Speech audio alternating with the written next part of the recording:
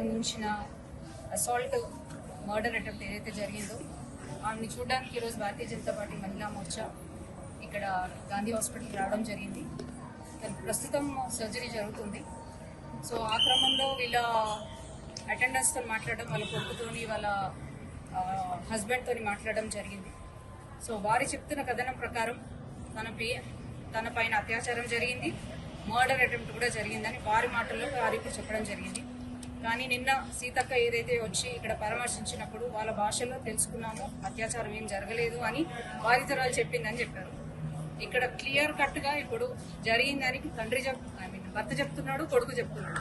కానీ దీన్ని పక్కదోవ పట్టించే విధంగా, కమ్యూనల్ ఇష్యూ చేసే విధంగా మన రాష్ట్ర ప్రభుత్వం దీన్ని చిత్రీకరిస్తుంది. ఇది కమ్యూనల్ ఇష్యూగా చూడొద్దని విజ్ఞప్తి చేస్తున్నాను. ఇది ఒక మహిళకి జరిగిన అన్యాయానికి మీరందరూ స్పందించాలి. మహిళకి న్యాయం జరగాలి. ఏదైతే అత్యాచారము ఈ మర్డర్ అటెంప్ట్ చేసిన మగ్దుమ్ అనేది వెంటనే ఉరి శిక్ష విధించాలని మేము భారతీయ జనతా పార్టీ మహిళా మోర్చా నుంచి డిమాండ్ చేస్తున్నాం.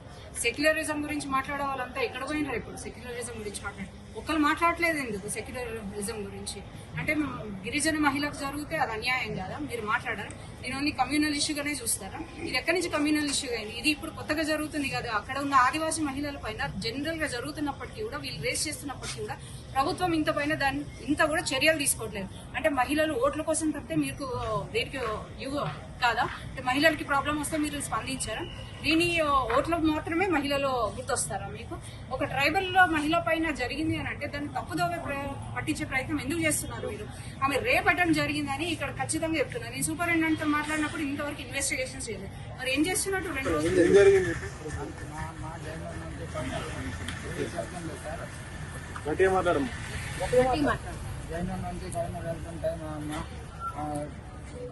రాధాపూర్ అనే ఊరి గ్రామం దాటిన తర్వాత ఒక చెట్టు పొద్దులలో తీసుకెళ్లి డాక్టర్స్ ఏమన్నారు చెప్పు, అదే మాకు తెలిసింది. డాక్టర్ మీ దగ్గరకు వచ్చిన డాక్టర్ ఏమన్నారు? ఏం ట్రీట్మెంట్ ఇస్తున్నారు? అంటే ఇప్పుడు ఆపరేషన్ సర్జరీ చేస్తాను. నాకు మీ దగ్గరకు వచ్చిందా డాక్టర్స్? అవును సార్, పొద్దున వచ్చింది. ఏం టెస్ట్ చేస్తున్నారు? టెస్ట్ చేయలేదు సార్, చేయలేదు. ప్రైమరీ ఇన్వెస్టిగేషన్స్ చేయకుండానే ఏం ట్రీట్మెంట్ చేస్తున్నారు? అంటే ఏం కన్ఫర్మేషన్ చేయకుండా ఏం ట్రీట్మెంట్ చేస్తున్నారు? రేపు జరిగింది అని కొడుకు చెప్తున్నప్పటికీ దానికి సంబంధించిన ఇన్వెస్టిగేషన్స్ చేయకుండా ఎందుకు జాప్యం చేస్తున్నారు? అంటే దీన్ని ఒక కమ్యూనల్ ఇష్యూగా చిత్రీకరించి దీన్ని క్లోజ్ చేద్దాం, ఎప్పట్లాగానే క్లోజ్ చేద్దాం అనే ఉద్దేశం వాళ్ళు ఉన్నారు.